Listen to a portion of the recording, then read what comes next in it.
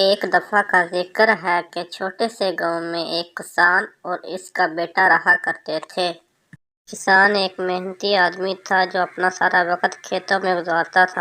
تاہم ان کا بیٹا مزدوری کے ساتھ پیدا ہوا تھا اور اپنی عمر کے دوسرے بچوں کی طرح کام نہیں کر سکتا۔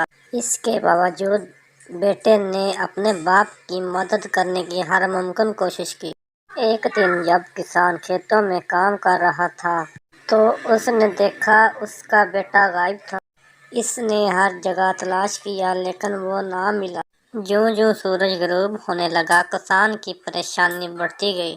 اچانک اس نے آس پاس کے جنگل سے مدد کے لیے مدھم چیخنے کی آواز سنی۔ وہ آواز کی طرف بھاگا، اپنے بیٹے کو زمین پر پڑے ہوئے پایا جس کو جنگلی جانوروں کے ایک گروہ نے گھیر لیا تھا۔ کسان کو جلدی سے احساس ہوا کہ اس کا بیٹا جنگل میں گم گیا ہے اور اس پر جانوروں نے حملہ کر دیا ہے۔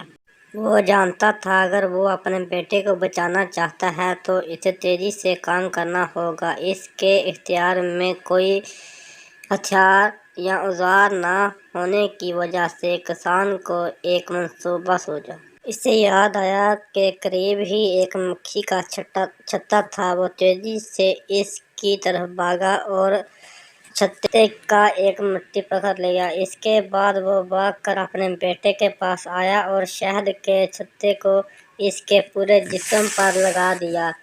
شہد کی مٹھی کی خوشبو نے شہد کی مکھیوں کو اپنی طرف متوجہ کیا۔ وہ لڑکے کے گرد گھومنے لگی اور جنگلی جانوروں کو بھگا دیا۔ کسان اور اس کا بیٹا بحفاظت گھر واپس آ گئے، لیکن یہ واقعہ ان دونوں پر دیر اثر چھوڑ گیا۔ اس سے محسوس ہوا اگرچہ وہ مزدور ہے لیکن ہر طرح اپنے والد کی مدد کرے گا۔ اس کہانی سے سبق ملا کہ ہمیں اپنے والدین کی مدد کرنی چاہیے۔